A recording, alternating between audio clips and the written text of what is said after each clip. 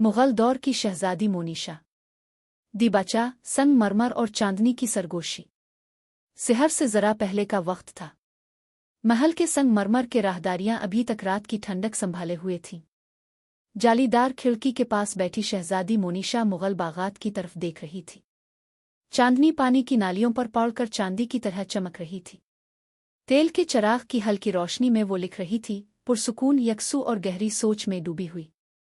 शाही खानदान ने पैदा होकर भी मोनिशा जानती थी कि असल ताकत हमेशा शोर नहीं मचाती। कभी कभी वो लफ्ज़ों में, धागों में, सारों में और ख्याल में छपी होती है। सिर्फ 18 बरस की उम्र में ही वो महल के अंदर एक अलग पहचान बना चुकी थी। पहला बाब, वो शहज़ादी जिसने खामोशी को चाना। शहज़ादी मोनिशा एक मुअज़्ज़ज़ मुग़ल ख़ानदान की सबसे छोटी बेटी थी, जिसका ताल्लुक़ बराह रास्त शाही दरबार से था। सुर्ख पत्थर और सफ़ेद संगमरमर के महल में रहते हुए भी इसे सादगी पसंद थी। वो सूरज निकलने से पहले जागती, शायरी पढ़ती, रियाजी और फलकियात की मशक करती। दोपहर तक फ़ारसी और उर्दू खुशनवीसी में महारत हासिल करती। ऐसी सफाई और खूबसूरती के तजर्बाकार कातिब भी रुक कर देखते। वो ना मगरूर थी ना लालची। खादमाएँ इसकी नरमी बयान करतीं और उलमा उसकी अक्ल की इज्जत करते। दूसरा बाब, खुफिया अलामतों की ज़ुबान। शायरी और फ़िन के साथ साथ मोनिशा में एक अनोखा हुनर भी था, खुफिया तहरीर। इस दौर में मालूमात ही ताकत समझी जाती थी। मुसव्वरी और कढ़ाई के नमूनों से मुतासिर होकर वो ऐसे रम्ज़ बनाती जिनमें असल पैगाम छुपा होता। जिन्हें इसने खुद सिखाया, सिर्फ वही उन्हें समझ सकते थे। शाही दरबार खामोशी से इस पर भरोसा करता था, मगर मोनिशा ने कभी फ़ख्र नहीं किया। इसका मानना था कि अक्ल सबसे महफूज तब रहती है जब वो खामोश हो। तीसरा बाब, ज़ीनाना में सारों की रवानी। शाम के वक्त ज़ीनाना में मोनिशा के साज़ की आवाज़ गूंजती। वो बैन और सत्तार बजाती और सुआर जालीदार दीवारों से गुजर कर फैल जाते। मूसीक़ी इसकी पनागा थी।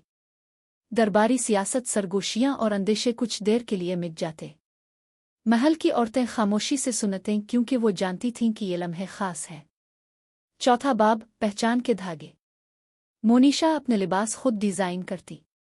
कपड़ा चुनती, सिलाई करती और उस पर कनवल के फूल, चांद और बैल बूटे कोड़ती। सर्दियों के लिए ऊनी शालें, तकरीबात के लिए रेशमी लिबास, सब उसके हाथ के बने होते। कई मुअज़्ज़ज़ ख्वातीन वो लिबास पहनती ये जाने बगैर कि उनकी खालिक कौन है। उसके नज़दीक लिबास सिर्फ ज़ेबाइश नहीं, इजहार था। पांचवां बाब, हाथों से बने ज़ेवरात।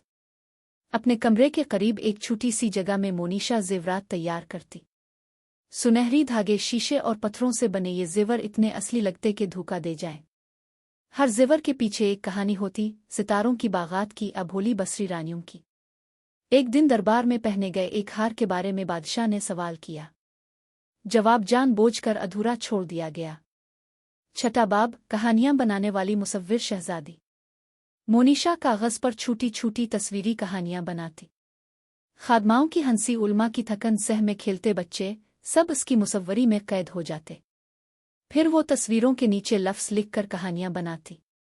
ये कहानियां सादा, इंसानी और जज्बात से भरपूर होती। खामोशी से वो चंद मुंतखब हाथों तक पहुंच जाती। सातवां बाब, वफादारी का इम्तिहान। जब एक साजिश ने खानदान को खतरे में डाल दिया तो मोनिशा ने किरदार अदा किया। अपनी खुफिया तहरीर के जरिए इसने खबरदार किया और बगैर शोर के कई जानें बच गईं। इस दिन वो दरबार में मौजूद न थी। तारीख की किताबों में इसका नाम दर्ज न हुआ, लेकिन महल महफूज रहा।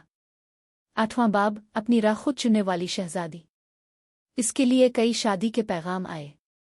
मोनिशा ने नरमी से सबको रद्द कर दिया। वो मोहब्बत के खिलाफ न थी, मगर अपनी आज़ादी कुर्बान नहीं करना चाहती थी। इसने इल्म, फ़िन और मकसद को चाना।